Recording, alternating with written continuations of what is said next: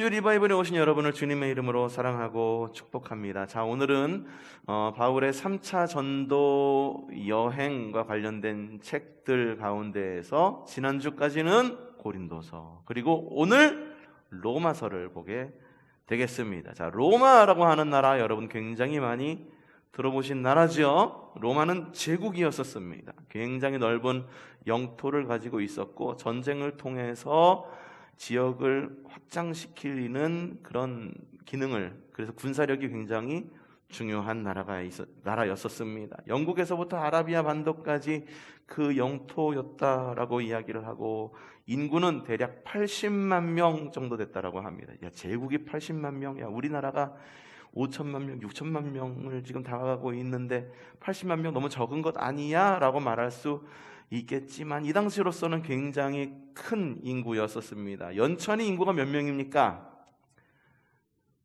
네, 4만 명이에요. 4만 5천 명 정도 됩니다. 의정부가 한 45만 명 정도 됩니다. 그래서 두 개 합쳐봤자 50만 명 정도 밖에 되지 않는데, 이 당시에 로마라고 하는 나라가 80만 명이었다라고 하는 건 굉장히 많은 인구수를 가지고 있다라고 하는 것이었고, 그리고 그 가운데 도시들을 중심으로 해서 사람들이 몰려 사는 것도 있었고 그랬다라고 하는 것을 볼 수가 있죠. 외교와 무역의 중심지였었습니다.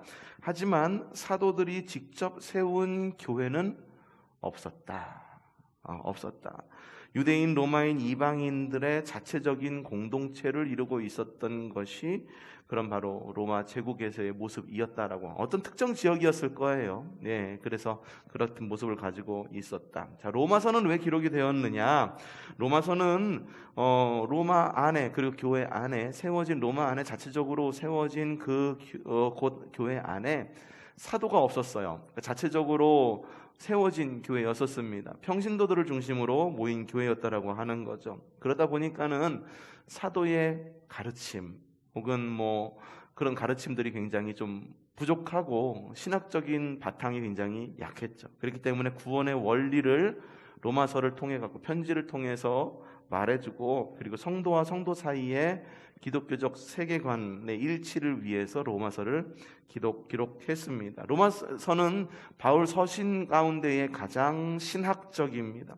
구원론에 대해서 잘 기록이 되어 있어요. 구원론에 대해서 잘 기록이 되고 있는데, 이거를 조직신학이라고 이야기해요. 구원론, 구원이란 무엇이고, 교회란 무엇이고, 사람이란 무엇이고, 죄란 무엇이고, 이걸 조직신학이다라고 이야기를 합니다. 여러분, 우리가 교회에서 쓰고 있는 단어들 있죠?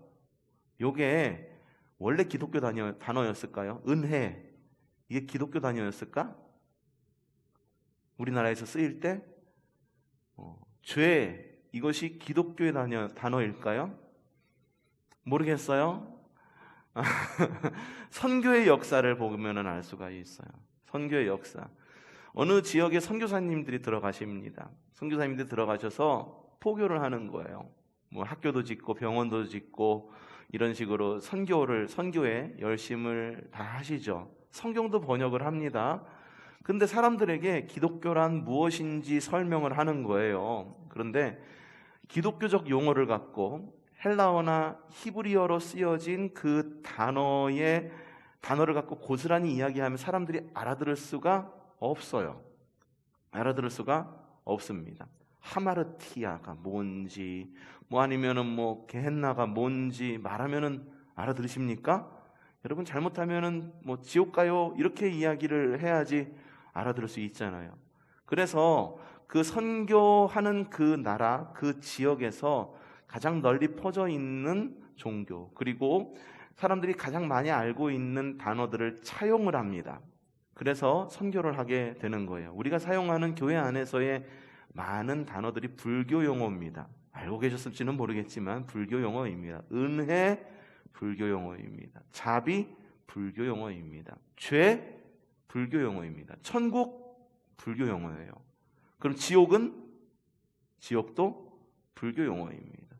많은 부분에서 불교 용어를 사용해요. 그러다 보니까 사람들이 이해는 빠릅니다. 야, 너희 믿지 않으면은 지옥 가라고 이야기하면은 한 번에 알아들어요. 야, 너희 잘 믿어. 예수님 믿으면 천국 가. 한 번에 알아듣습니다. 그래서 생기는 문제들도 또 있어요. 뭐냐 하면 이 불교가 가지고 있는, 타종교가 가지고 있는 단어를 고스란히 가져와서 썼기 때문에 그것에 가지고 있는 세계관이 고스란히 교회 안으로 들어오게 됩니다. 사람들이 가지고 있는 세계관, 단어에는 세계관이 담겨 있습니다. 세계관이 담겨 있어요. 우리나라에서 쓰는 단어가 미국에서도 쓰이지 않습니다. 네? 나보기가 역겨워 가실 때는 뭐 보내드리다, 뭐 영변의 약상 진달래꽃, 이걸 갖다가 영어로 번역하면 그 느낌이 그대로 전해질까? 절대 전해지지 않습니다. 살며시 지려밟고, 이거를 영어로 어떻게 번역을 합니까? 할 수가 없어요. 느낌을 전할 수가 없어요. 하지만 우리는 알아요. 살며시 지려밟고 하면은 그 느낌, 그리고 그 감성, 그리고 그것이 어떤 것인지 알고 있죠. 근데 미국 사람이나 일본 사람이 이걸 들었을 때의 그 감성을 알지는 못해요. 아리랑을 부르면 가슴이 벅차오르죠. 아리랑아, 그냥 가슴에 있는 한을 막 울립니다. 근데 이 아리랑이라고 하는 것이 우리나라에서 불리는 어떤 음악이라고 하는 거, 노래라고 하는 거 외국 사람들은 알고 있지만, 외국 사람들이 아리랑을 부르면서 그 느낌, 절절한 느낌을 알까? 절대 알지 못합니다. 흑인 영가 있습니다. 흑인 영가. 이제 고향으로 돌아가고 싶어. 막 이런 노래들이 막 있거든요. 근데 이 노래를 우리나라 사람들이 부른다고 한번 칩시다. 그럼 흑인의 그 소울이 느껴질까? 소울 말고 소울이 느껴질까? 흑인의 소울은 흑인이 낼 수가 있어요. 그 소울을 잘 낸다라고 하는, 노래를 잘한다라고 하는 엄청난 가수들도 흑인들이 가지고 있는 그 정서를 가지고 이 소울을 낼 수가 없는 거예요. 마찬가지예요. 단어, 우리가 쓰고 있는 이 단어 역시 성경에서 말하고 있는 그 의미를 아주 적합하게 잘 담아내고 있지는 않습니다. 단지 이해하기는 쉽습니다. 그래서 필요한 게 뭐냐 하면은 신학인 거예요. 신학. 죄란 무엇입니까? 죄란 뭘까? 우리가 생각할 때 죄란 뭡니까? 대부분 불교적인 죄를 많이 생각을 해요. 자비란 뭘까? 그걸 생각할 때에도 불교에서 말하는 자비, 부처님의 자비, 막 이런 것들 생각할 수 있다라고 하는 거죠. 신학이 필요한 거예요. 로마 시대에서 이 로마 교회도 역시 마찬가지였었어요. 자기들이 가지고 복음을 갖고 성경을 읽으면서 신앙생활을 한다고는 하지만 그들이 가지고 있었던 배경, 그들이 가지고 있었던 삶의 배경, 이런 것들로 인해 가지고 사도가 없었기 때문에 신학을 다져줄 필요가 있었다. 그래서 로마서를 쓰게 된 거다. 신학이 그래서 굉장히 신학적이다. 그리고 세계관이, 기독교적 세계관이 굉장히 잘 정립되어 있는 것을 볼 수가 있습니다. 구원이란 무엇인가? 단지 여러분 그 이슬람교에서 구원받는다라고 하는 것은 잘 믿고 잘 행동해, 액션을 취하는 거예요. 액션을 취해 가지고 천국에 가는 거예요. 똑같아요. 천국에 갑니다. 천국에 가면은 그곳에서 누리는 복이 뭐냐 하면은 40명의 아내를 거느리고 하여튼 그런 것들, 천국에 가서 누릴 수 있는 것들에 대해서 교리적으로 설명해 놓은 부분들이 있어. 말도 안 되잖아요. 근데 우리가 생각하는 천국도 사실 말도 안 되는 천국을 좀 생각을 가지고 있죠. 잘 믿어서 가면은 황금 면류관 받는데 못 믿고 가면은 개털 면류관 받는다, 이런 것들, 사실 가보지 않는 이상은 알 수 없는 것. 그래서 사람들이 생각을 하고 상상을 했죠. 하나님 나라는 어떤 나라일까? 그래서 성경에 기록된 것, 사막에 샘이 넘쳐 흐르리라, 꽃이 피어 향기 내고 독사굴에 아이가 손 놓고 장난쳐도 물지 않는 그런 나라. 자신들이 가지고 있는 세계관에서 하나님 나라와 천국을 그렸다는 거예요. 구원을 그려냈다라고 하는 거예요. 그럼 여기서 우리가 질문해야 될 게 있죠. 그럼 우리에게 있어서 구원은 무엇인가를 생각해 볼 필요가 있는 거예요. 그리고 우리에게 있어서는 구원은 뭔가를 생각해 볼 때 사람마다 환경이 다 달라요. 어떤 사람은 가정폭력에 시달리고 있는 사람도 있을 것이고, 어떤 사람은 노동자여서 어떤 노동자의 어떤 권리를 이야기하는 사람이 있을 것이고, 어떤 사람은 부자의 어떤 그런 것들, 어떤 사람은 우울증 때문에 고생을 하고 있는 성도들이 다 있다라고 하는 거예요. 물어보면은 원하는 게 너무 정확해. 어떤 분들은 건강을 계속 이야기합니다. 어떤 분들은 어떤 가정의 평화를 이야기합니다. 왜 이거를 이야기할까? 내가 생각할 때 그게 구원이라고 생각하기 때문이에요. 우울증에 걸린 사람에게 가장 현실적이고 가장 시급한 구원이 뭔가요? 우울증에서 해방되는 것, 기쁨의 삶을 회복하는 것. 막 고통받는 노동자예요. 하루에 막 12시간, 13시간, 14시간씩 막 미싱을 돌려야 되고 쉬지도 못하고 거기서 나오는 먼지 때문에 각혈을 하고 하는 그런 옛날에 그 구로공단에 있었던 그런 여공들에게 구원은 무엇이었을까? 그거는 전태일 열사가 이야기하고 분신했던, 그래서 그들에게 자유를 주고 정확한 시간과 그리고 정확한 어떤 그런 페이를 주는 것, 그게 그들에게는 구원이고, 그렇다고 말한다면은 다른 부류의 사람들에게 구원이란 무엇일까? 그리고 구원을 누리기 위해서 굉장히 많이 노력을 합니다. 부자들은 구원을 누리기 위해서 얼마나 많은 노력을 하는데요. 부자들도 구원을 위해서 노력을 합니다. 아무것도 안 하는 것 같죠? 사회를 위해서 내 재산의 일부를 내어놓습니다. 빌 게이츠, 이런 사람들이 왜 유명할까? 돈을 많이 벌어서 유명하죠. 하지만 이분들이 돈을 잘 썼고 사회를 위해서 환원할 줄 알았기 때문에 부자로서 유명해진 거지. 쌓아놓고만 있어. 내 배때기만 채우냐고 배만 삐룩삐룩 해가지고선 마치 저기 어디에 있는 그 뚱뚱한 그 독재자 누구처럼 말이죠. 자기 배때기만 채우는 그런 사람이라고 한번 칩시다. 그러면은 좋은 선례를 남기는 사람이 될까? 예. 구원이라고 하는 것들도 사람에 따라 다 달라요.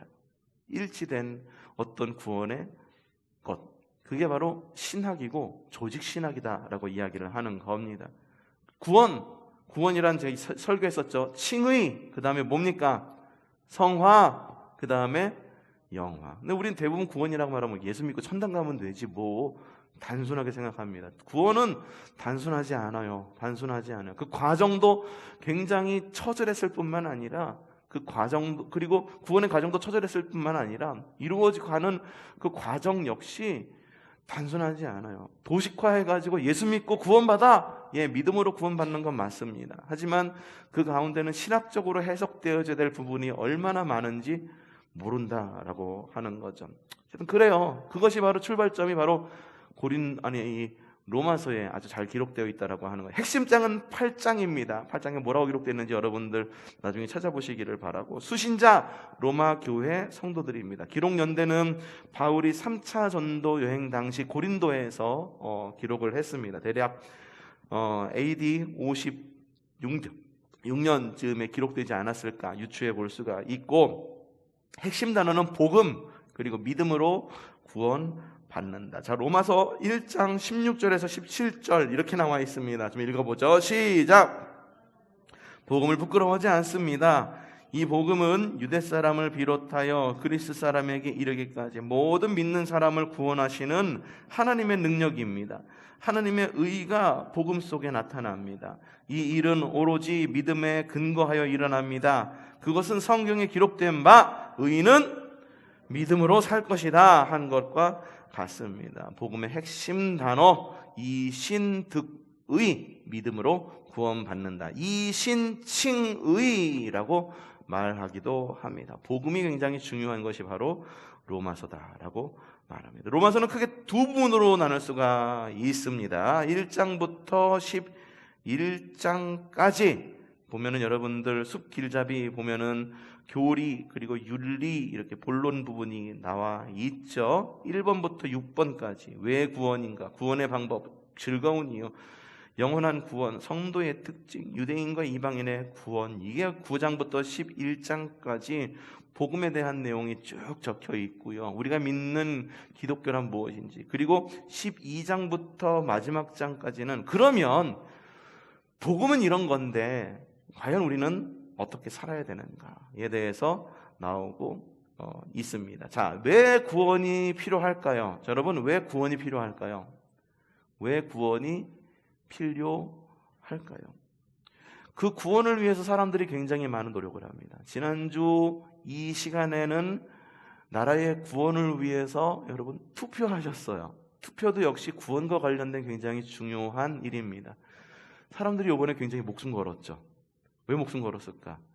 왜 0.7 몇 프로, 0.8% 반올림에도 0.8%가 안 되더라고요. 0.8%인 줄 알았는데 0.7 몇 프로 정도 된 것 같더라고요. 굉장히 근소한 차이예요. 표수로 따지면 전 국민을 상대로 25만 표밖에 차이가 나지 않는 것. 25만 표밖에 차이도 나지 않습니다. 왜 사람들이 이렇게 목숨을 걸고 투표했을까? 거기에 구원이 있다라고 믿기 때문이에요. 여러분들이 느낄지는 모르겠지만 정치에는 종교성이 있습니다. 예? 정치에는 종교성이 있어요. 그래서 특정한 후보에 대해서 아주 특정한 사람, 정치인에 대해서 아주 맹목적으로 따라가는 부류들이 반드시 있습니다. 그래서 요거를 정치 신앙이라고 저는 좀 부르고 싶어요. 여러분 보신 적 있으시죠? 특정 정치인을 따라요. 그래서 광화문에 나가가지고 태극기 들고 흔듭니다. 또 특정 정치인을 따릅니다. 그래서 그 사람들도 똑같이 광화문에 나가서 촛불을 듭니다. 이게 종교성이에요, 종교성. 그들은 그들의 리추얼을 갖는 거예요. 촛불을 들므로, 태극기를 들므로 똑같이 종교적 리추얼을 발휘하는 거죠. 그래서 정치를 갖다가 까딱 잘못하면은 종교하고 똑같아져요. 잘 믿으면은, 그리고 건강하게 잘 이렇게 정치에 대해서 이렇게 잘 생각하고 그러면은 좋겠지만, 이 정치가 가지고 있는 종교성 때문에 잘못 믿으면은 이게 미신이 되기도 하고요, 광신이 되기도 하고, 또 이게 막 그래요. 이단이 되기도 합니다. 막 그렇습니다. 그래서 왜 그렇게 이렇게 투표를 갖다가 왜 그렇게 좀 이번에 치열하게 했느냐? 거기에 구원이 있다라고 믿기 때문이에요. 그럼 그 사람들은 왜 구원이 필요할까? 성경적인 말로는 이렇습니다. 성경에서 이렇게 이야기합니다. 로마서 3장 23절 시작. 모든 사람이 죄를 범하였습니다. 그래서 사람은 하나님의 영광에 못 미치는 처지에 놓여 있었습니다. 모든 사람이 죄를 범하였기 때문이에요. 모든 사람이 죄인이기 때문이에요. 이걸 성악설이라고 이야기를 해요. 성선설이라고 이야기하지 않습니다. 성악설이라고 이야기. 사람은 태어나면서 악합니다. 자꾸 쥐려고 그러고 펴지는 못합니다. 굉장히 이기적이에요. 사람의 본래의 성품이에요. 또한 아담으로부터 이렇게 내려져 나오는 우리 뼛속 깊이 DNA에 심어져 있는 그 죄성으로 인해서 살면서 느끼는 사람, 야, 정말 어쩜 그렇게 이기적이고 그렇게 악한지 모르겠어. 사회가 그렇게 만들었어 라고 말하기에는 타고난 악이라고 하는 것이 분명히 있다라고 하는 거죠. 그런데 사람은 죄인인데, 그런데 무슨 문제가 있느냐? 로마서 6장 23절 초반절 이렇게 적혀 있습니다. 죄의 삭은 죽음이다 라고 적혀 있습니다. 결국은 사람은 죽음을 향해서 달려가는 거예요. 죽음을 향해서, 육신의 죽음을 위해서 달려가고 있는 겁니다. 여러분, 교회에서 사역하실 때 보통의 경우에는 내가 나이가 있고 그래가지고 이렇게 거절하시는 분들도 계시는데, 여러분 기억하십시오. 우리의 삶에서 오늘이 가장 젊은 날이에요. 예? 그래서 오늘 하지 않으면 내일은 더 나이가 드는 거예요. 여러분의 삶에서 오늘이 제일 젊은 날입니다. 아기도 마찬가지예요. 저도 마찬가지입니다. 일생이 한 번뿐인 이유는 시간은 흐르기 때문에. 그러니까 오늘 할 일을 내일로 미루지 마세요. 하실 일이 있으시면은 오늘 하십시오.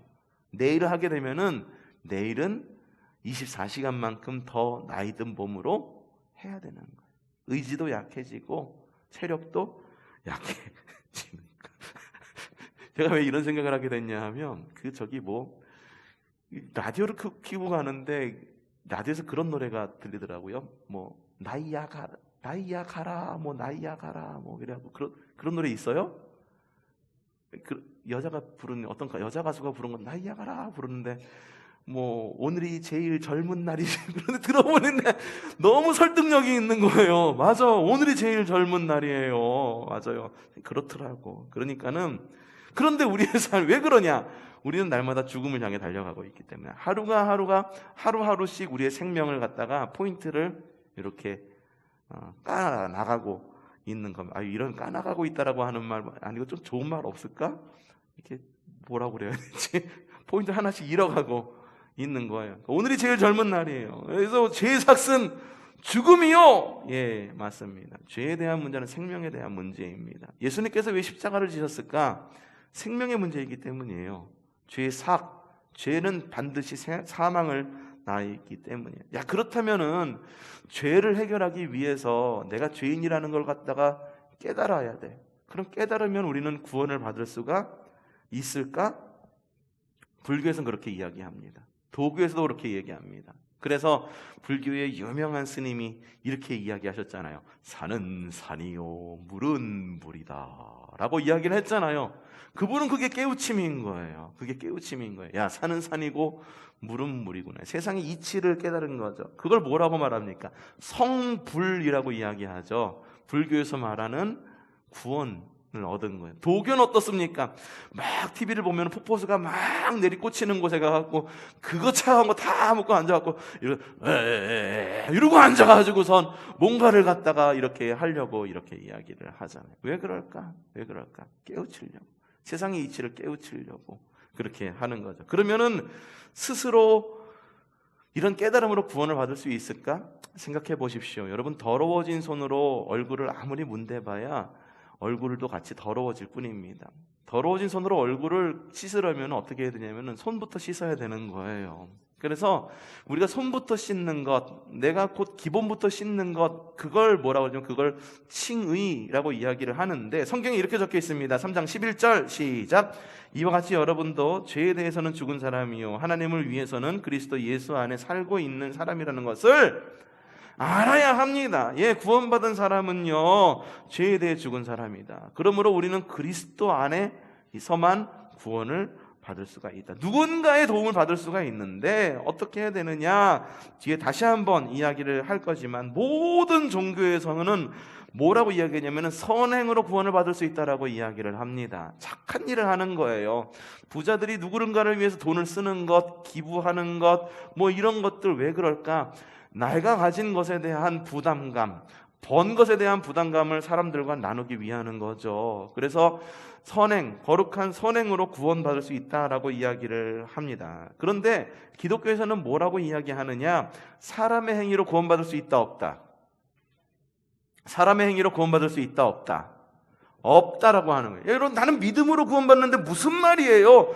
그런데 이 믿음조차도 하나님께서 주시는 거예요. 이 믿음에 앞서갖고 하나님의 은혜가 있다라고 하는 거예요. 그러니까는 우리가 사람의 행위를 믿어서 사람의 행위로 구원을 받는 게 아니라 주님의 행위로 구원받는 거예요. 사람의 행위로 구원받는 게 아니라 주님의 행위로 구원받는다. 3장 24절 시작. 그러나 사람은 그리스도 안에서 얻는 구원으로 말미암아 무엇으로? 하나님의 은혜로 값없이 의롭다 하는 선고를 받았습니다. 의롭다 하는 선고를 받는 것, 그것을 속량이라고 이야기를 하고, 이걸 갖다가 신학적으로 풀어내면은 값을 지불하고 빚을 갚는 것을 말하는 겁니다. 빚을 갚는 것을 말합니다. 1,000만 원의 빚이 있어요. 이걸 갚기 위해서는 얼마를 갚아야 됩니까? 1,000만 원을 내야 돼요. 은행에서 빌렸어. 그러면은 1,000만 원 이외에 뭐 더 내야 돼요? 이자를 더 내야 되는 거예요. 1,000만 원을 갚기 위해선 1,000만 원을 내야 된다. 죄의 삭은 사망이다. 이걸 갖다가 우리가 이런 등식 안에서 구원 받으려면은 사망을 이길 수 있는 생명이 우리 안에 들어와야 된다는 거고, 결국은 우리를 과연 구원할 수 있는 것이 우리 스스로 구원할 수 있느냐라고 하는 문제를 좀 생각해 볼 수가 있는 거예요. 여러분, 우리는 죄에 대해서 완전히 부도난 사람들이에요. 지금 러시아가 부도 직전이라고 이야기를 해요. 전쟁이 한 3일에서 4일 정도만 끝날 줄 알았는데 지금 굉장히 오래 그 배 이상으로 훨씬 더 진행이 되고 있죠. 보면서 전쟁이 굉장히 무섭다는 생각이 들어요. 우리나라가 전쟁 50년에 6.25 때 2년, 3년 했잖아요. 근데 그 당시에 얼마나 우리나라가 황폐해졌을까를 좀 상상해 볼 수가 있었어요. 그 며칠, 뭐 한 달도 안 됐어요. 한 달도 안 된 우크라이나의 모습을 보면은 완전히 폭격 맞아가지고선 막 무너지고 사람들 죽고 막 이런 모습을 보는데, 야, 우리나라는 과연 어떤 모습이었을까라는 그런 상상이 좀 들더라고요. 야, 굉장히 처절했고 굉장히 우울하고 암울했겠구나라는 생각을 좀 해보았습니다. 나는 지금 러시아가 전쟁이 일찍 끝날 줄 아는데 일찍 끝나지 않아. 부도 상황이라. 더군다나 루블화, 러시아 화폐 가치가 막 떨어지는 거예요. 평소에는 100원 가지면 살 수 있었던 것이 지금은 1000원 갖고도 못 사는 경우도 있다. 뭐 그런 경우가 생기고 막 그러는 거. 화폐 가치가 떨어지니까 평소에 100원의 가치가 아니라 10분의 1로 줄어들면 그것보다 더 내야죠. 뭐 그런 일들이 벌어지고 있다라고 이야기하는데, 속량이란 그겁니다. 등가 교환이에요. 등가 교환. 죄에 대해서 교환하려면 생명에 대해, 죄가 곧 사망이니까 사망에 대해서 생명을 얻으려면 다른 생명이 필요한 거고, 내 스스로는 할 수 없고, 우리는 부도난, 죄에 대해서 부도난 상황이다.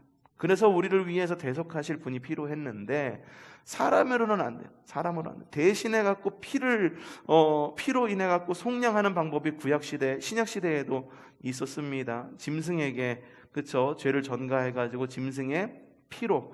왜 짐승의 피라고 있냐면 레위기에 보면은 피가 곧 생명이기 때문이에요. 그러니까는 속죄라고 하는 건 생명의 문제인데 무엇인가가 죽지 않고서는 이게 속죄가 되지 않는 거죠.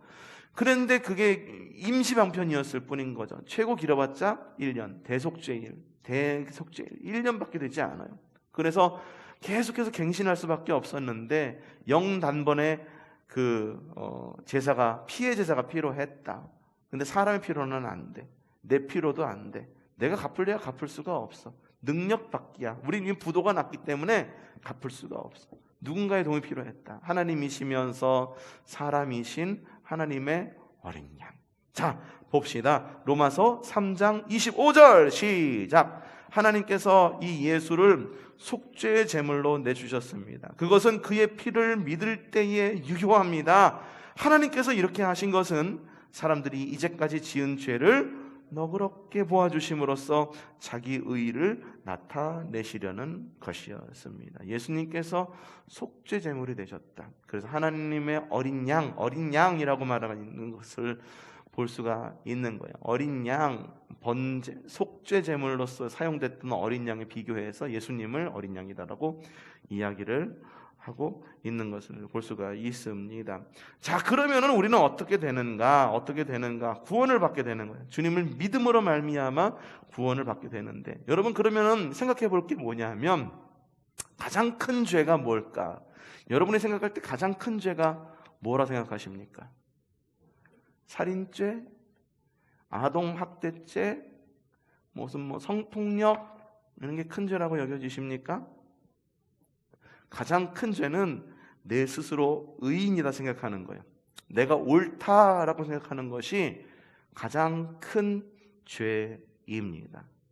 그러므로 나는 나를 믿어. 야, 말이야. 내 생각에 말이야. 경우의 말로는 말이야.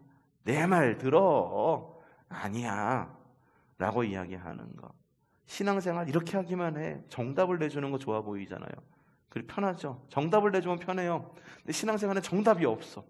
그냥 멀리만 있고 정답이 없어. 그러다 보니까 신앙생활이 쉽지는 않죠. 가장 큰 죄는 뭐냐면 하나님을 믿지 않는 그 죄가 가장 큰 죄예요. 하나님과의 깨진 관계가 가장 큰 죄입니다. 생각해 보세요. 여러분 주변에 살인죄를 저지른 사람이 있습니다. 그러면은 그 사람 어떻게 하시겠어요? 자수시키시겠어요? 여러분 가운데 하나님과의 관계가 깨진 사람이 있어요. 그러면 생각해 봅시다. 어떻게 하시겠습니까? 이끌어 줘야죠. 하나님 앞에 자수하게 이끌어 줘야죠. 그러니 봅시다. 로마서 3장 30절 시작.